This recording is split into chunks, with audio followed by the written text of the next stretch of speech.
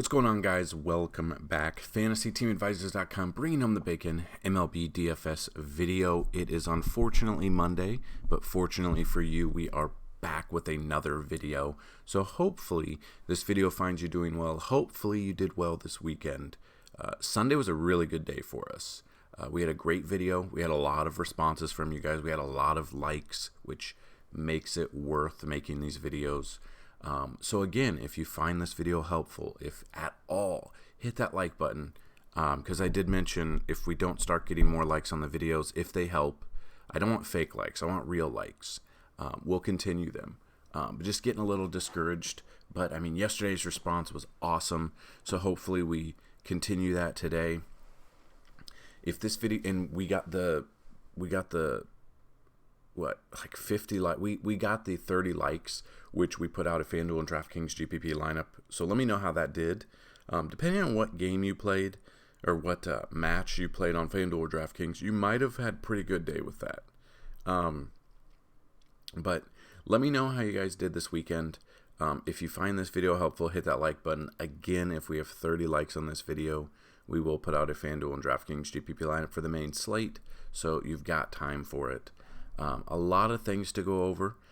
We're going to go through, if you don't know what we do here, out of all of the games that we've got going, we're going to go through every single pitching matchup on the slate and just kind of give your thoughts about it.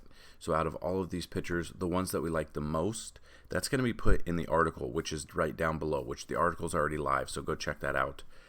Anytime we don't have a video here, most likely there's going to be an article at FantasyTeamAdvisors.com, so definitely check that out. Out of all of the pitchers here, we have a handful, and 5 to 6 pitchers that we do like the most, and a little bit of write-up as to why. It may be if I didn't cover it in this video. But go check that out.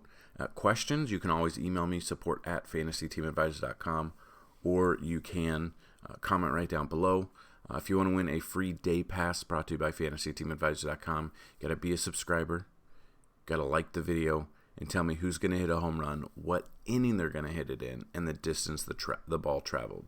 The distance is just for a tiebreaker if multiple people pick the same hitter.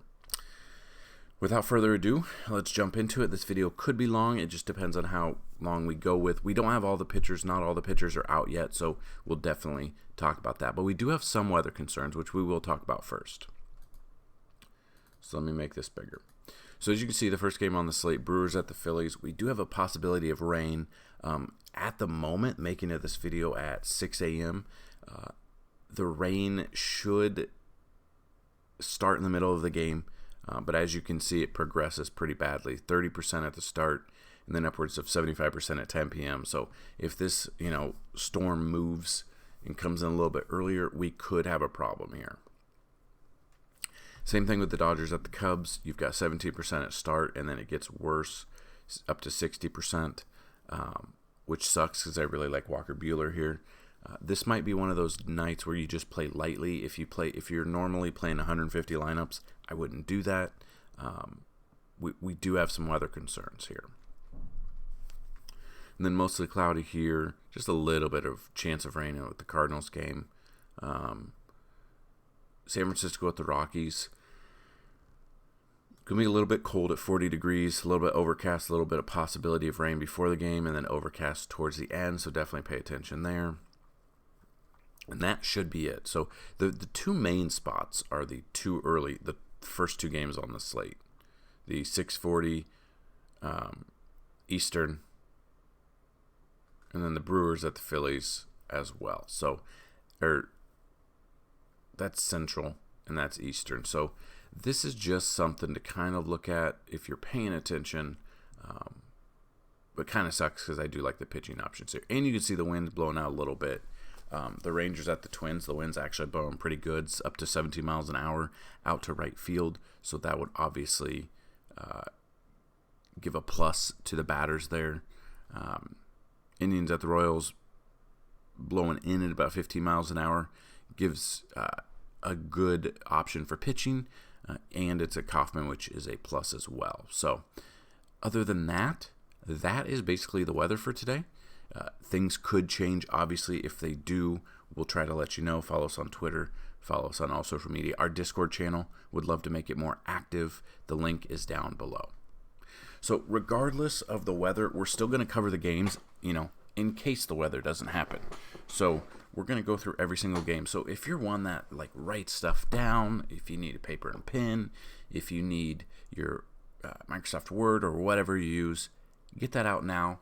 I'll give you about 10 seconds, and then we'll dig into some numbers. We'll look at the players, and we'll go from there.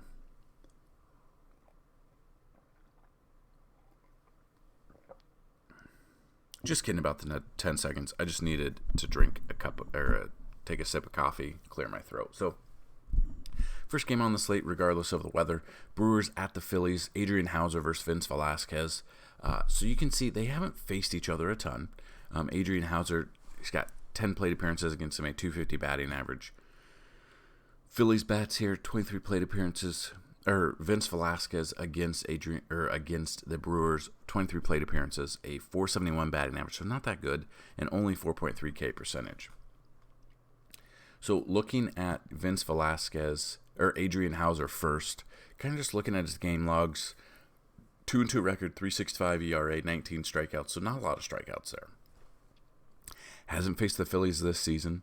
Coming in with 24.2 innings pitched in 5 starts, which is not the best. Giving up 25 hits, so more hits than innings pitched. 11 runs, 10 of them earned, 3 home runs. 10 walks to 19 strikeouts, so he is letting people on base.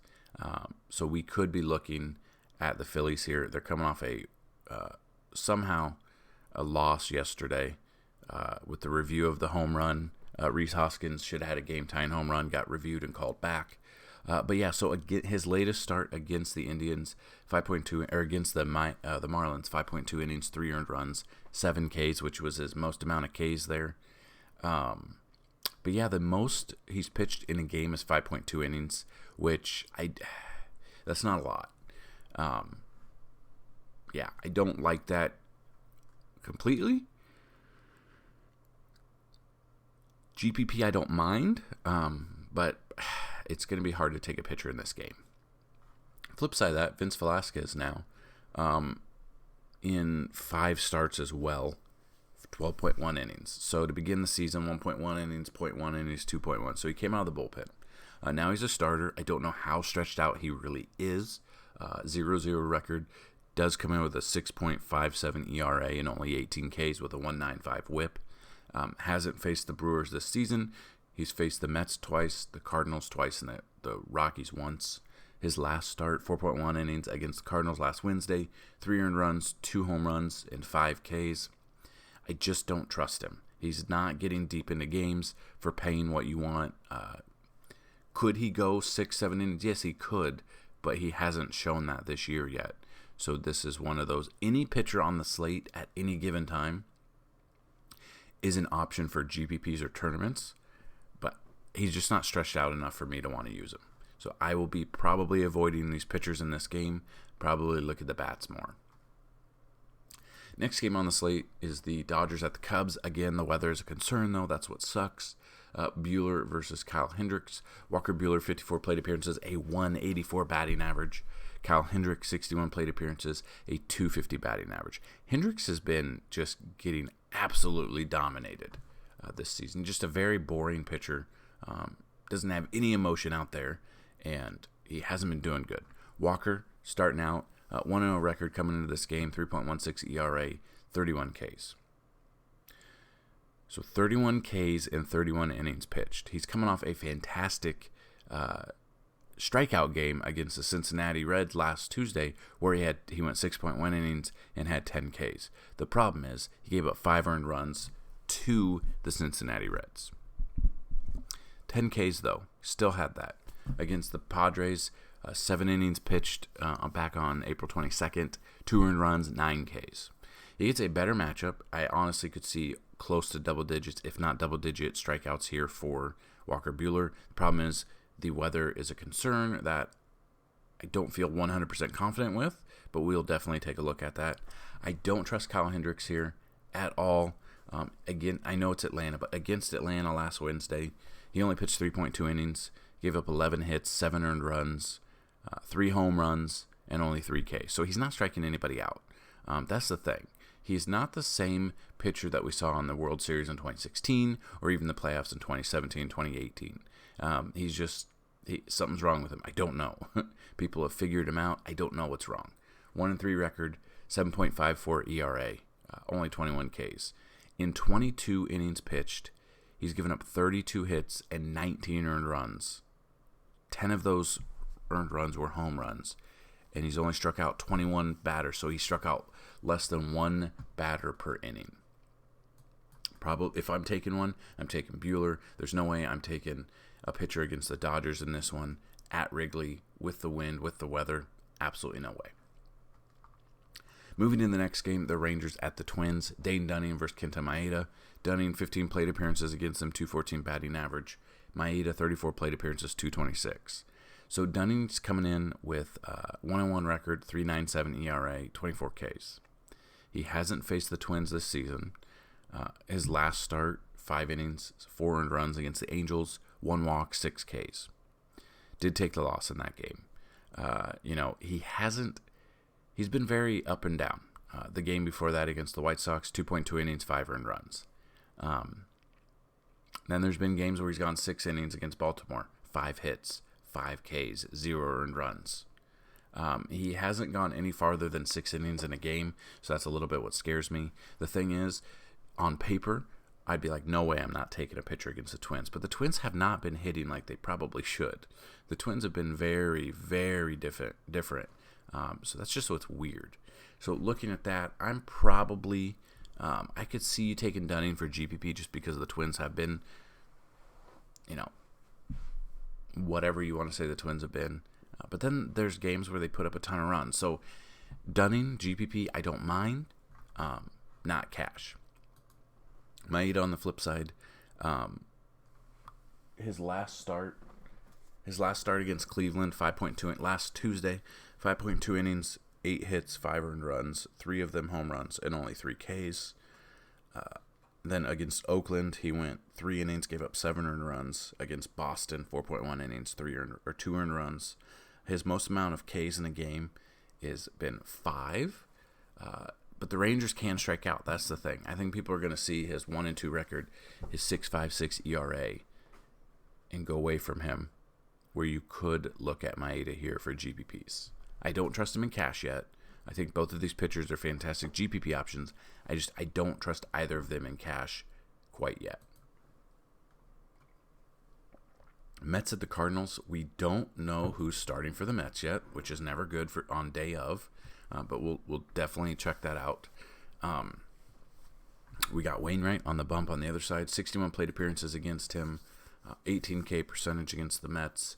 145 batting average. I would like this a little bit better if it were in New York with the Citi Field being so big, but we've got Busch Stadium. We do have a little weather concern, so that is something to look at. But looking at Wainwright, to begin the season, I would have said no. I'm not taking him. He's washed up because he went 2.2 innings against the Reds, 6 earned runs. He's really come back strong. His last game against Philly, which is a better hitting team than the Mets, I would say, minus last night. He went 9 innings, 2 earned runs, 8 Ks. The start before that against the Nationals, which is a better team than both of these teams, I'd say, hitting-wise. 7 innings, 5 hits, 1 earned run, 10 Ks. He's been dominating. He has more than 1 K per inning. 28.2 innings pitched, 32 Ks. Looking at that, I don't mind him. GPP, cash, whatever you play. With the way the weather's going, it might be a GPP kind of night. But Wainwright, he will be in our player pool for pitching today. Next game on the slate, Cleveland Indians at the Royals. You got Aaron Savale versus Daniel Lynch. Lynch is making his major league debut. Savale, 4-0 record, 2.94 ERA. Looking at that against the Twins, his last start on Tuesday, 7.2 innings, 4 earned runs, 4 Ks. Actually surprised he only had 4 Ks there, but did get the W there. They won 7-4. The start before that against the Yankees, 5.1 innings, 3 runs, 2 of them earned, 6 Ks, but got a no decision, and the Twins lost that game. So He doesn't. I don't mind him. The problem is the Royals are in first place. They're really good this season somehow out of nowhere. So yeah, it's kind of iffy for me. On the flip side of that, Daniel Lynch making his major league debut. I tried to dig into the numbers a little bit and kind of see. He was drafted in 2018. So as we know, 2020 there was no minors, so we didn't get to see them. So it's been a while. But with 2018 season, between, single A and rookie ball. So, he had 2019, he pitched in, I don't even think he pitched in triple A. But just kind of looking at his numbers, in the minors, he's 11-3. Now, again, the minors numbers are nothing to, the competition's not that good. But in the minors, his career stats, 11-3, 2.5 ERA, 32 games pitched, all of them 32 games started. In 147 innings pitched, he has struck out 157 batters. So that's not bad. For a spot start, for a very cheap option, he could make you, maybe happy a little bit. Trying to see what his price is over on Fanduel real quick. Daniel Lynch making his major league debut is not even on here. Well, I don't know what his price is yet. Hopefully they add him to the player pool as he's getting called up. If we can use him, I kind of like Daniel Lynch here because the Indians are not good. Struggling this season. It's in a pitcher's park, so I definitely like this. I don't mind either of these pitchers for GPPs. I don't think you can trust them in cash. Kind of wait and see if Lynch will be in the player pool. If he is, definitely will have some exposure to him at a very cheap price where we can pay up for bats. Next game is the Giants at the Rockies. Aaron Sanchez versus Marquez. Sanchez, 36 plate appearances against the current Rockies, but the problem is this is in Colorado. But he's at a 133 average. He just faced the Rockies at home last Tuesday. 4.2 innings, 2 earned runs, 6 Ks. Marquez, 165 plate appearances, 320 batting average. I don't trust Marquez this season. 1-2 record, a 4.13 ERA. But he does have 33 Ks and 32.2 innings pitched, so just a tick above 1 K per inning. Looking at that, though, against the Giants last Wednesday, 4 innings, 4 earned runs, 5 Ks. That was at San Francisco, which is a pitcher's park.